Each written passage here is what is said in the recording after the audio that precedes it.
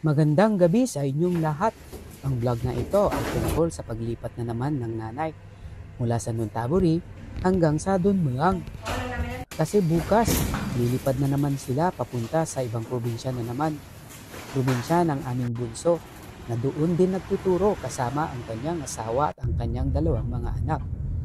Ito, nagtaksi na kami kasi ang dami naming dala. Dinala na namin ang aming mga maleta na gagamitin para bukas. Dahil ang Dunmuang ay malapit lang sa airport, kaya dito kami nakapag-desisyon na dito na muna magpalipas ng gabi. Ito ang bahay ng ating pamangkin na si Sarah, isa ring guro o OFW dito sa Dunmuang. Siya nga pala mga guys, ito ang pangalawa kong pagpunta dito sa bahay ng pamangkin ko. Ang una ay noong birthday niya. Ngayon ay papasok na tayo sa kanilang tinitirhan. Parang nagtitipid yata sila ng kuryente kasi walang ilaw. Natatawa ko sa aking information sa aking naman ni Mami. Back to normal na tayo. So andito na nga tayo sa bahay ng pamangkin ko at ipapakita ko sa inyo ang itsura ng kanyang inuupahang bahay, kwarto. So, pakiramdam ko talaga ay pagod na rin itong dalawang mga pamangkin ko. Saka lalong-lalo na si nanay. Pero kinakaya niya talaga. Hindi talaga ang nanay. Kahit 84 years old na siya, laban siya sa mga pamangkin ko.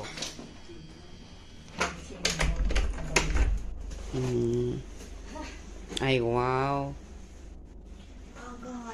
Luwang ng bahay ni Ate Sarah. Ayan. Meron pa doon, no? Dining table niya doon kasi mag-isa lang siya. Tapos meron siyang living room. Laki-laki ng kanyang sofa. Tapos meron din siyang ayan, TV. Andyan yung mga picture ng kanyang pamilya, anak. Anak, walang ama, pasensya na. Perfect. Di ba? Ay, meron siya collection ng mga caps, di ba? Katawa. Mayroon siyang malaking rep, mas matangkat pa sa akin. Ganyan. Ay, medyo makalat din, pero walang tatalot sa kalat ko. May washing machine. So, perfect ang buhay ng isang OFW guro. Dahil tingnan natin ang toilet niya. Oh, ay, walang panalo. Walang panama sa toilet ko. Maganda ang toilet niya, oh.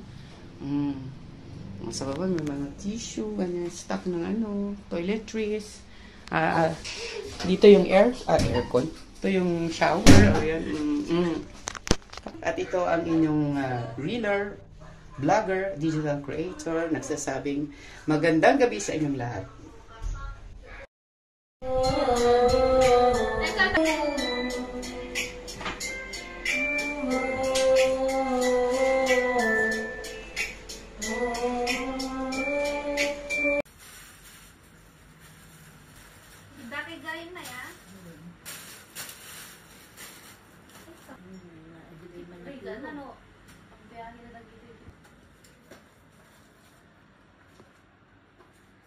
Ayan.